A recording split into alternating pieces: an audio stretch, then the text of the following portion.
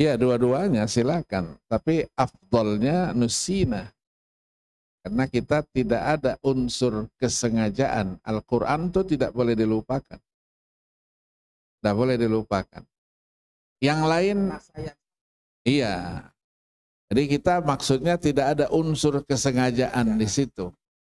Kalau kita sengaja lupakan, itu salah. Ya, salah. Dia ada guru saya dulu. Allah yarham. Itu Kiai Haji Abdul Rashid Siddiq, mungkin tahu di Palembang. Meninggal tahun 87 ya. Jadi saya termasuk muridnya.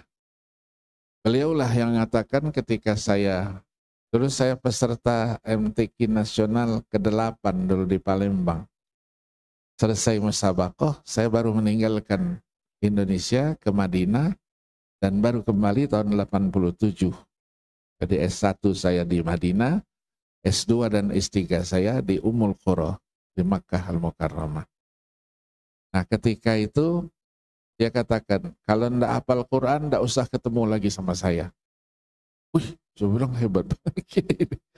Iya, saya ceritakan sama ayah saya, itu Kiai kok begitu ngomongnya sama saya? Bilang, oh bukan, itu tanda cinta dan kasih sayang dia kepada kamu. Betul, saya di Madinah itu ditulisin surat terus.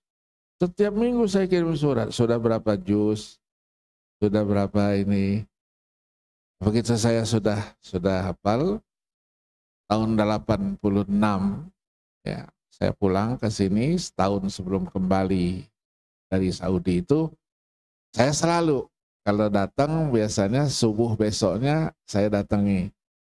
Ya setelah bertemu orang tua, guru-guru saya datangi semua di Palembang itu. Termasuk beliau. Beliau waktu itu sudah pakai kursi roda ya. Sudah sakit dia.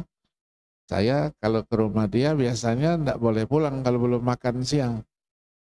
Makan dulu sama saya, makan. Begitu selesai makan, saya masuk, diajaknya ke kamar dia. Kamar dia, terus dia bilang, Agil, katanya, tolong simakkan saya. Ah, saya bilang, enggak salah. Saya yang baca, Pak Kiai yang simak, enggak. Ini perintah, laksanakan.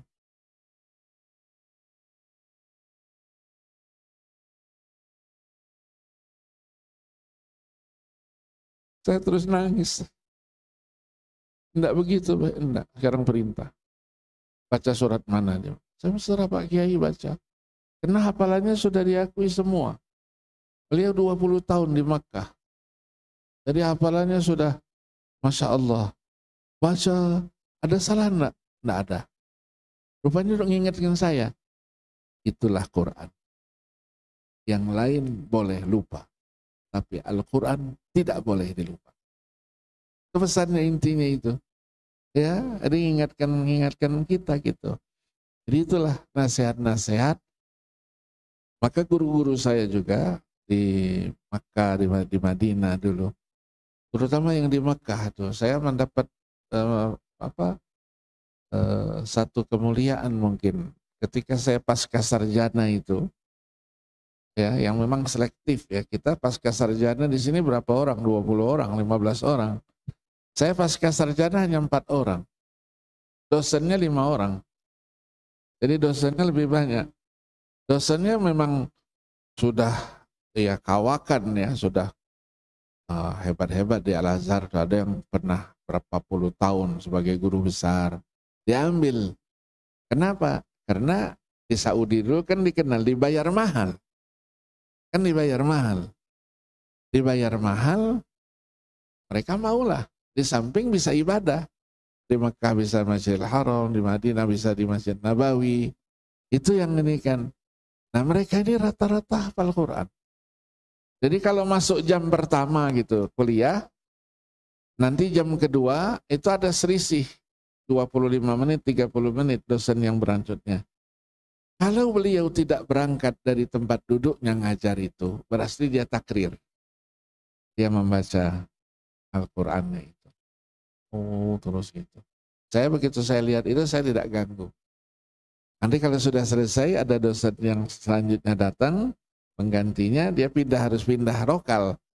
Benda lokal saya yang sering ngambil, karena tua-tua mereka itu. Saya ngambil, saya tuntun, saya ciumi dia. Saya tanya, berapa jus tadi? Duduk 20 menit itu. Kan salah. 3 jus. Duduk begitu saja 3 jus. Berarti Quran itu memang sudah seperti air saja, mengalir saja begitu itu. Ya.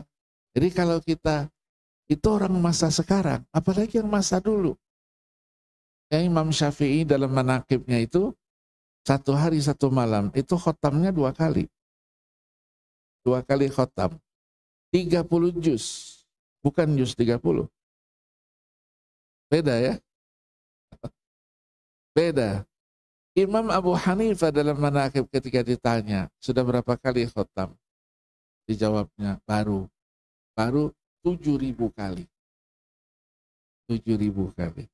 Jadi Al-Quran itu sudah menjadi bahagian apa? Kesehariannya, sudah mendarah daging dia. Duduk di mana saja kecuali di toilet mungkin ya. Tidak baca Quran. Kalau duduk mulut, jalan terus. Itu mengingatkan hafalan yang dia miliki. Sehingga hafalan itu ketika kita membaca, mengulangi hafalan kita, itu sama seperti Al-Quran berada di depan kita. Maka kita dulu dididik sebelah kanan, sebelah kiri. Itu harus dihafalkan pojoknya itu. Jadi kita ada orang baca Quran, oh dia baca pojok ini, dia di bawah. Ya, seperti tadi itu, imam tadi baca itu, pojoknya di bawah itu. Baru nyambung sebelah kiri. Ya, tinggalkan 1 ayat tadi itu.